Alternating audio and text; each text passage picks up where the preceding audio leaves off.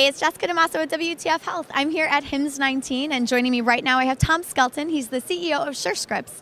So hi, Tom. Good to have you with us. How are you, Jessica? Good. So first of all, introduce everybody to Surescripts. What do you guys do? Sure. Surescripts is the nation's largest health information network. Big focus on interoperability and electronic prescribing.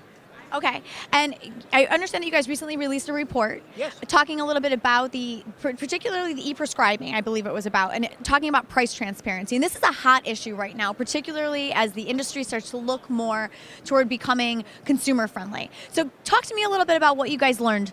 Yep, actually what we've introduced is a price transparency product. It makes the price of a prescription for the patient available to the prescriber at the point of care. So while you're having a conversation with your physician, the physician will select the medication, select the pharmacy, and see immediately that price as well as a list of 5 therapeutic alternatives that may have a different cost level, could be lower, and in addition to that, helps eliminate some of the administrative burden. That's what we've done. That's awesome. That's really cool. That was the thing that really struck me in that report. I love the fact that the provider has the opportunity to see the price right then and there, because that's often a gripe that you hear about physicians. It's like they want to help their patients. They want to make sure that whatever they're prescribing is going to be affordable for them so that they'll take it. Yep. Medication adherence is a huge issue, right? So it's like it's cool that you guys are focusing on that. And what kind of feedback have you been getting from providers then? Well, not only from providers, but the data is fabulous. You mentioned adherence, okay? That's $300 billion a year of waste in the U.S. healthcare system.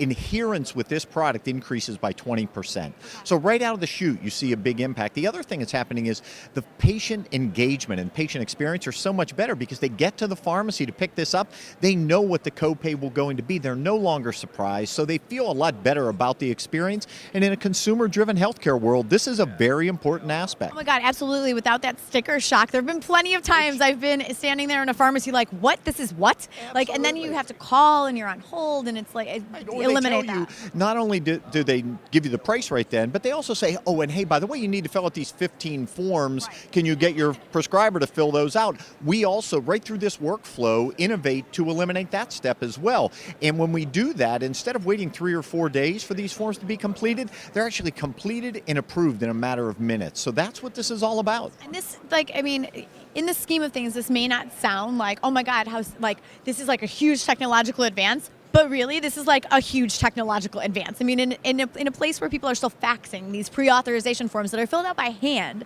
this is pretty sophisticated stuff here. It is, absolutely. And if you look at it, we consider this kind of the opening salvo in a world of price transparency for healthcare, right? I mean, where else in your life do you go buy something but not know what it's going to cost until you go pick it up, right? And that's just not right. So we've found a way to help with that. We're very excited to have the alliance partners with us on this and are doing a great job of making a difference. All right, so what's next for you guys? I mean, I know you're bigger than price transparency on prescriptions at the point of care. Yep. So what else are you looking at? I mean, it sounds like you're really focused on helping not only the providers from an interoperability standpoint, work with the EMRs that they've got and the other systems they have to integrate with, but I'm really curious on the consumer side, how you're helping to make the experience more frictionless. Sure. So, I mean, what do you have your sights set on next? Yeah, one of the big things that we've deployed and are really starting to ramp up right now is something we call record locator and exchange. If you've ever gone into a hospital and had to repeat your history for the 3rd time that day, this gives them the opportunity to come out, hit our network,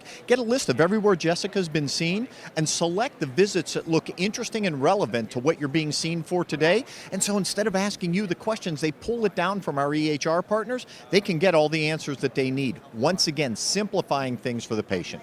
Awesome, very cool. And then I'm just curious, like your own personal view. I mean, we've been talking, especially at HIMSS, I feel like there's always that conversation about patients owning their data. Yep. Talk to me from your perspective. I mean, like, I'm curious because, I mean, as somebody who's working with these systems that are very complex, seeing the data, and a lot of it is like coded, or it's in like, medicalese. Yes. It's like, do you feel like patients are ready, I mean, to have access to the data that I guess some of these patient advocates are clamoring for? Are they really ready to own that data, or is it actually is that going to cause more of a problem than if it remains a frictionless thing that is kind of taken care of automagically by the EMR and other solutions that kind of lay on top of it like yours? Yeah, I think that what we're going to find is, first of all, this access is vital. Every patient should have access to this type of information. We own the information we should have access to, but we also, as you pointed out, have to be ready for the fact that it's not written for us to consume, right? And And so we're going to need some help. And the question is that going to occur with the translation of the note?